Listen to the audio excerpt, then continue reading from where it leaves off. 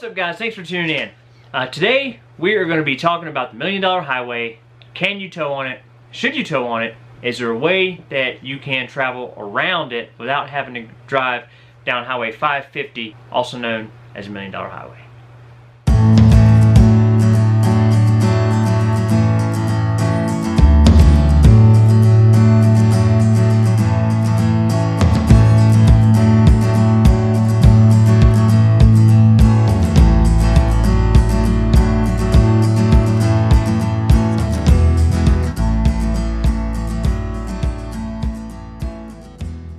So when we were leaving Montrose, Colorado, we were headed to Aztec, New Mexico. We looked at our route, and the most direct route was to take Highway 550, basically straight south. So from Montrose, Colorado to Aztec, New Mexico is 129 miles if you take the most direct route. The problem is that direct route involves going down Highway 550, which is also known as the $1 Million Highway. Technically, the 25-mile section between Ouray, Colorado and Silverton is the actual $1 Million Highway section, but that whole stretch through there on 550 is it takes you up over some very steep mountain passes. There's a lot of incline there. There's a bunch of curvy roads and switchbacks. So we looked for an alternate route, and what we decided to do was head south out of Montrose, take Highway 145 over to Dolores, Colorado, and then cut over on Highway 184 down to 160 and basically take that route into Durango and then head south into Aztec. So the views, taking Highway 145, the views were phenomenal. I mean, it was such a beautiful drive. You still have to go up, through the mountains. You're still driving through the mountains, but the road is plenty wide to tow your trailer through there, or RV, whatever you're in. We saw some semis traveling that road. So very large trucks travel that road with no issues. There are pull-offs. We actually found a spot to pull off and get out and stretch our legs and just kind of take in the view from up there. It was, just a beautiful, beautiful drive, and probably a lot less stressful than if we would have decided to go straight south down Highway 550. Yeah, it was a view of the San Juan Mountains, and it was just absolutely beautiful. So even though we weren't going to drive the $1 Million Highway with our RV, we did want to go drive the road in our truck just to kind of check it out.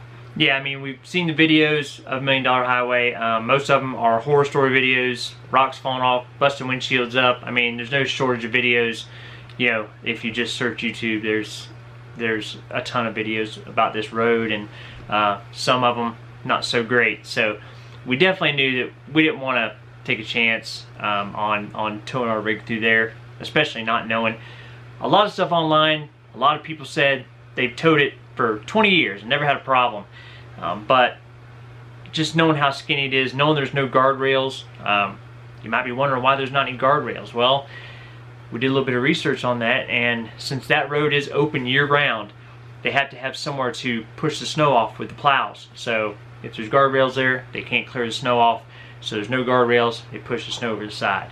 So that's why there's no guardrails on $1 Million Highway. And I think another unpredictable thing is the weather. So high winds, you definitely don't want to be towing up there with high winds. Yeah, I mean, it was a little bit windy on the day that we left Montrose to come south, and not incredibly windy, but obviously the higher you get elevation-wise, the more that wind's going to affect you and blow you around. And even the day that we did decide to go drive it in the truck, it was definitely windy. I mean, I could feel the wind, pushing on the truck. So I can imagine that if we would have been trying to tow through that, it would have been pretty sketchy. I definitely think it was more enjoyable driving it without towing. Yeah, I mean, I did consider doing it. We considered towing across it, but I really wanted to enjoy that drive and be able to pull off if there's areas to pull off, and get some pictures and really just take in the view and kind of appreciate it more. And I think that was a lot easier to do not towing. So as we left Aztec and headed north on Highway 550 through Durango, headed towards Silverton, that section between Durango and Silverton is not bad at all. It was no worse than driving Highway 145 down on our way south. Very easy drive. I mean, it is a curvy road. You go up, start to get up through the mountains there, but not not bad. Roads are plenty wide. Nothing real sketchy. Once we got to Silverton, we decided to go a little further north and actually drive the actual $1 Million Highway section between Silverton and Ouray. So as we left out of Silverton, headed north, we immediately recognized that this was a way different stretch of road than the section between Durango and Silverton. It got very narrow. There were a lot of sharp curves, and the further we went toward Ouray, the narrower and windier it got. There were some pretty steep inclines to climb. So as you come up across Red Mountain Pass there, that section between Red Mountain Pass and Ouray is really the sketchiest of the whole trip. There's a series of switchbacks that you have to go through, and you know, if you were towing a trailer through there, you'd have to swing out very wide to get around those. So if there was a vehicle, you know, oncoming traffic, that would pose an issue. When they say there's no guardrail, not only is there no guardrail, there's absolutely no shoulder. I mean, the white line is painted on the edge of the road, and the edge of the road is the edge of the cliff. I mean, there's no wiggle room there whatsoever. So it's not a gradual drop off. It's not a slope if you run off. It is straight down. So no wiggle room there, and you would have to kick out very, very wide to get your RV, or you know, around some of those switchbacks. And beautiful drive, but definitely much more enjoyable without towing anything through there. And if you were in a big RV, it would be an adventure, that's for sure. So after we got across Red Mountain Pass, headed toward Ouray, that direction, we were headed north. We decided to turn around. We got about 5 miles from Ouray. We had a pretty long drive to get all the way back down to Aztec, so we decided to turn around about 5 miles south of Ouray, and that's when we had a very, very neat experience. We pulled off. There's a big area on the side of the road where we could pull off and do a U-turn. So as we did the U-turn, we saw a Lynx run across the road. So at first we didn't realize what it was. We just saw something pretty big across the road. It was probably 75 yards or so away from us. It kind of ran across the road. Once it got into the snow, it slowed down to more of a fast walk, and that's when I realized that I thought that was a Lynx. So we didn't really have time to grab the video camera. Yeah, and he was moving too fast. He was headed toward the trees. We did have our camera with our new big lens on it, so he was able to grab that and get a pretty good picture of it. Yeah, we actually just recently got a different lens for our Nikon camera. It's the Sigma 150 to 600 millimeter zoom lens. So nice big zoom lens. We got that because we do enjoy trying to see wildlife, and we've had a lot of encounters with wildlife where they're too far away for our smaller lens to really zoom in and get a good picture. But this lens is awesome, and very glad we had it, and situations like this are exactly why we got it. So I grabbed it, hopped out of the truck real quick, and was able to get a couple of pictures of it before you got up into the trees. But seeing a Lynx was very, very cool.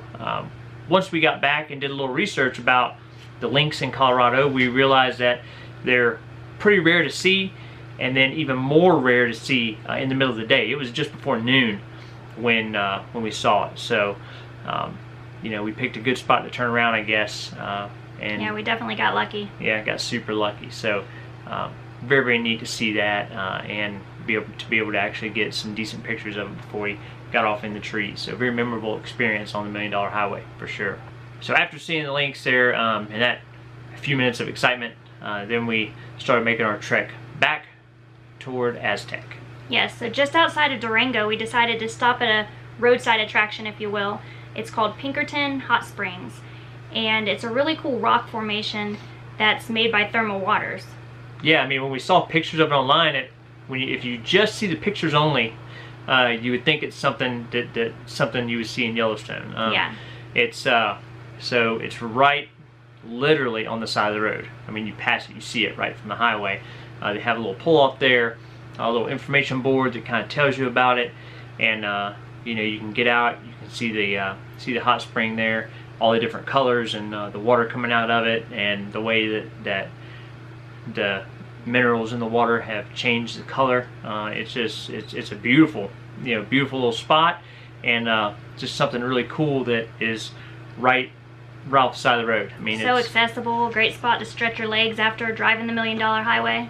Yeah, I mean, and again, I mean, we keep saying this about Colorado, and it's just so impressive that everywhere you go or everywhere you drive, it's just the views are so amazing. As we're driving to New Mexico, going up through the mountains, you get up there and it's just, there's so much snow still on the ground up there. Beautiful views. You have a chance of seeing something that you're definitely not going to see every day. Like seeing a lynx out in the wild like that. Just an amazing place, and we have really enjoyed Colorado a lot. So, should you tow down the $1 Million Highway? I think for us, we would pass.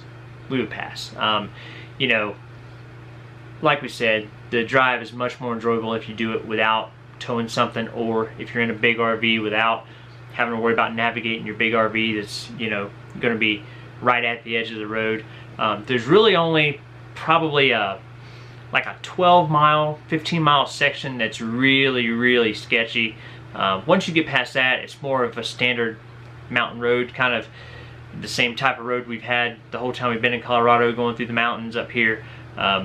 Most of the roads, while they might be steep and might have some windy spots, we haven't run across anything where we ever thought, wow, this is unsafe, or we shouldn't be towing here.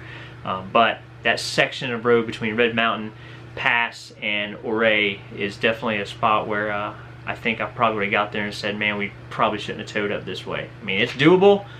Yeah, having said that, we did see a semi. Yep.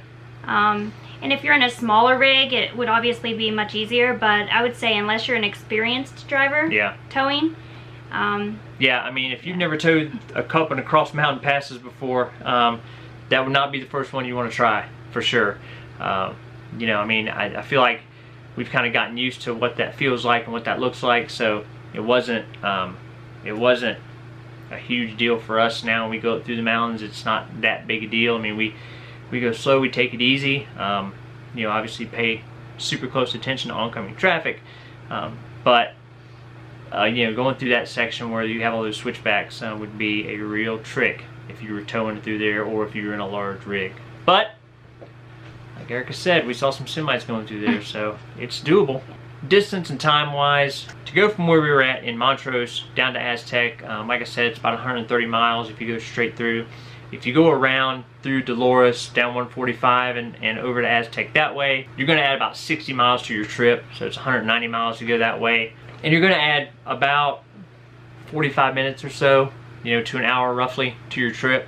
But that drive up Highway 145 was again, it was so beautiful and such an easy drive that we would just allot enough time in our travel day or our travel schedule to where we would just go around that. I mean, if we were to go from here back north, we definitely wouldn't take Highway 550 for sure. We would go back the way we came the first time, and it's so much less stress, and adding a little bit of extra time and 60 extra miles to your trip. If you, all it takes is one time, and if you were to up on that road and there was oncoming traffic, we did also see some people driving kind of crazy on that road. There were a lot of people that were flying down that highway, and if you were kicked out to make a corner and a car comes around, even if you're doing everything right and you're not having any problems towing up there or traveling that way, all it takes is one fool to be driving like an idiot up there. You have to try to take an evasive maneuver or something like that, and then it's going to cost you a heck of a lot more than just adding 60 miles an hour to your travel day. So that's our thoughts on $1 Million Highway. Beautiful drive. Would highly recommend traveling that road, just not in your RV. It's a lot more enjoyable if you can just kind of relax, go slow, enjoy the views, pull off. So that's how we did it. That's how we would recommend to do it. And that's going to wrap it up. We appreciate you guys watching, and we'll catch you guys down the road.